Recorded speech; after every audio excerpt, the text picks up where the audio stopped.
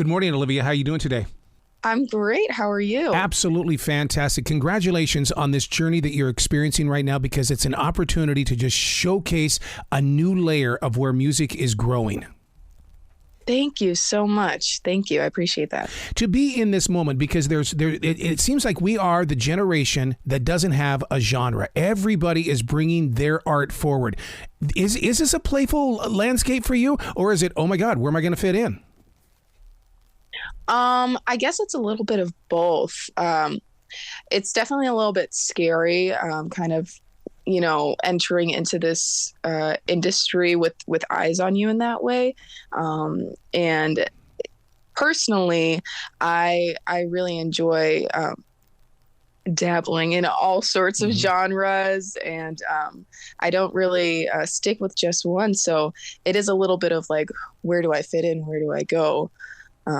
With that concept. Well, look at everything out your back door right there in Illinois. I mean, you've got so many music genres that are around you. And I mean, because I believe that state has got to be the most blessed state when it comes to music. For sure. It's definitely well versed in all sorts of genres. Coming up with that, that theatrical kind of a vibe behind you. Is that the reason why I feel like you're sharing a story with me every time I hear you sing? Well, I'm glad that you say that, because that is definitely my goal. But I was taught musical theater from a very young age. My mom has her own theater company called Stage Play Musical Theater for Kids.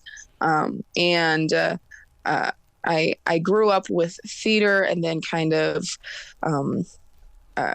reached out for some of those other genres. I was classically trained for a long time, starting in like middle school. Wow. So I've gotten a lot of great advice and tips from people who have a lot of experience, right. A lot of experience.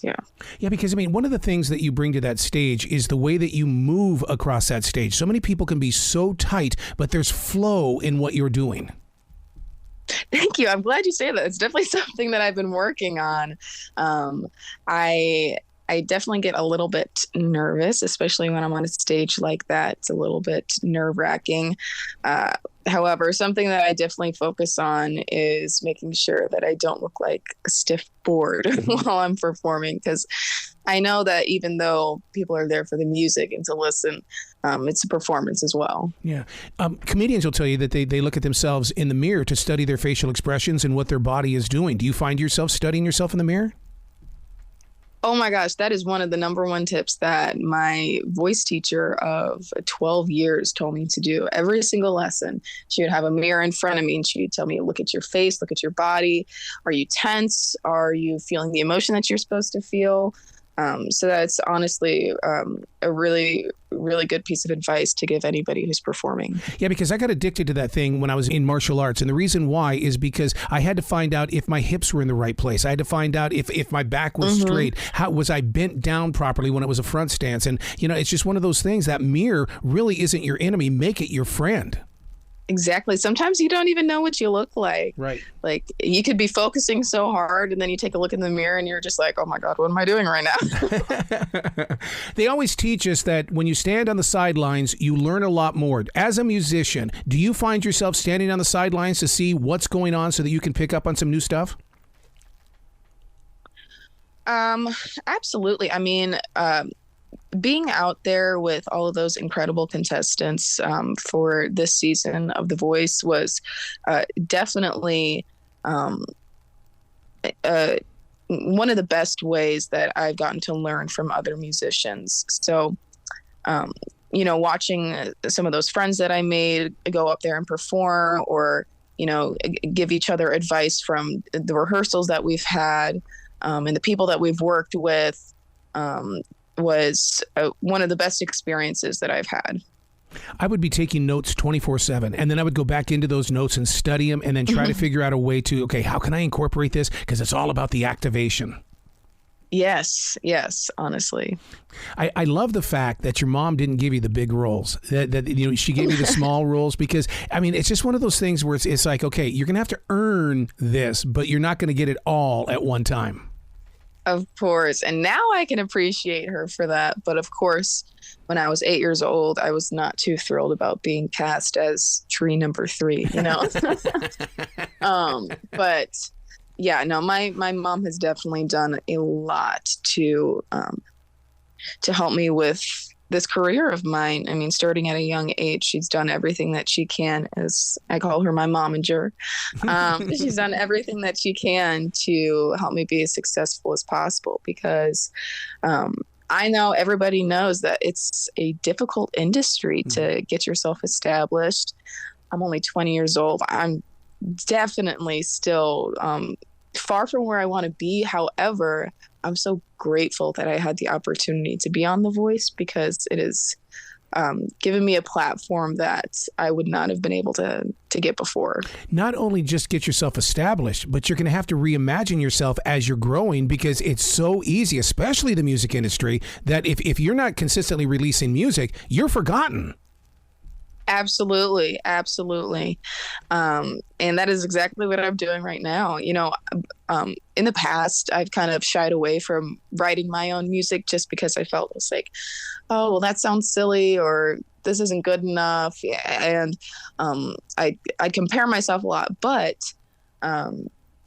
working with the people that I did, it really inspired me to, you know, kind of just go for it. I'm working with an awesome producer who it has the best interest for me, which I can't be more grateful for. So there will definitely be some original music coming out soon. What do you do in those moments, especially when you've got it in your heart that, okay, I'm going to put together an album, and then 2 or 3 of the songs pretty much sound the same? How do you bust open that honesty with yourself, saying, you got to go back in there, dude? Honestly, that's something that I'm still learning. Yeah. I am just now starting out with teaching myself a couple instruments. So that is a journey in itself for me. I've always just been a singer, and that's another thing that I struggled with. I'm like, well, I'm just a singer. How am I supposed to perform if, you know, I can't play for myself? But I also need to be open to having other artists and musicians work with me, because that's what makes the music, you know. But when it comes to, you know, writing something that might sound a little bit too similar, that's when I try and get some other people's ears in on it. Like the guy that I'm working with, the producer that I'm working with, he's had a lot of experience, so he can definitely help me with that sort of thing. That relationship between you and the producer, and I wish listeners could go into a studio and watch what goes on, because I mean that there's a level of trust that it's so hard to explain, because when you finish up a song or you kind of trip while you're singing it, you look over that microphone or that music stand over at that engineer, and you know they calm me back down is what they do by just going, all right, come on, let's just do a punch at it. Oh yeah, and I'm. When it comes to recording something, I'm definitely a little bit hard on myself. Yep. You know, you want it to be perfect. It's the recording that everyone will be listening to.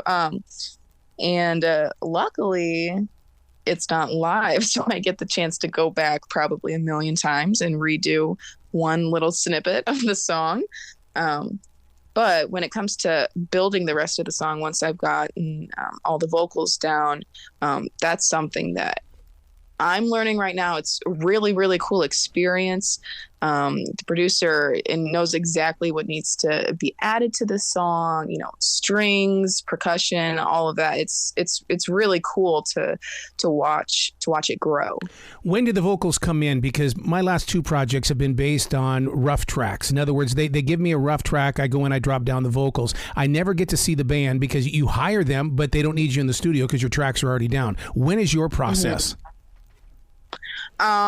So initially I kind of, the most recent original song that we did, I write the song, I bring it to the producer, and we kind of just get like a bass, you know, we just had the piano laid down, and I sang along to that.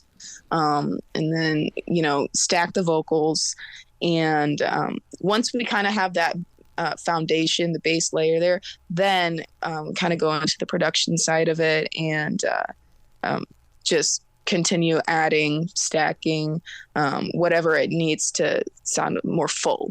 So like when you're stacking the vocals, do you have to think about that listener in the way that they're going to see you live? They hear it one way, but you can't have stacked vocals unless you've got a vocal section behind you when you're doing it live. I know. I thought about that as well, because there's this one part in this one song that I wrote that it's probably my favorite part. However, definitely can't do that live because it's about 4 vocals stacked at once in harmony. So unless I had some other people singing with me, I wouldn't really be able to achieve that live. I was going to say, or that part of the song where, one day you're in the studio, your vocals are really having some fun. They're open. You're playing with it. You hit a certain note that you normally don't hit. And I mean, you love the note. Now go bring it to a live stage and you can't hit the note. And it's like, my gosh. You talk about, That's definitely a little bit scary. It's like, I promise, guys, I can do it, just not all the time. Depends on how I'm feeling that day. So true. To work with Niall, because I'll tell you what, I love Niall when he was with the band. I knew nothing about him after the band. And then all of a sudden he comes to the show. I like this Niall is what I do. This Niall cares about the future of music. Incredibly. I feel so blessed to be able to have worked with him. He is genuinely one of the kindest people that I've met, and to be able to say that about my 10-year-old childhood celebrity crush is insane to me.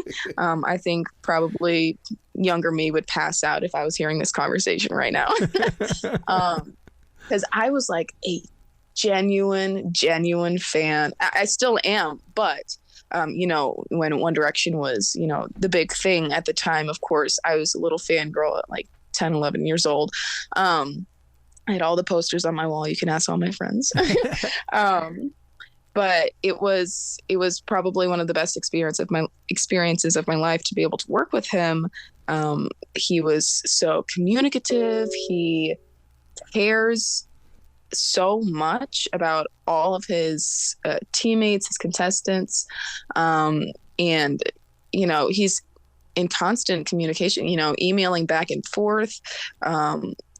Just one little question, he'll get back to you within 5 minutes. And I'm not shocked because I always thought that he was a great person, a great artist, but I'm grateful that he's that way with all of his team members. Yeah, because 99% of the time, what we believe about an artist is what we read in the latest magazine or on Google or some little, a little spike in the internet. But the thing is that when you get to physically experience it, that to me is the journey. And that's the stuff that is the inside sleeve of an album cover to me, because it's the story of you making yourself, available for us. Yeah, exactly.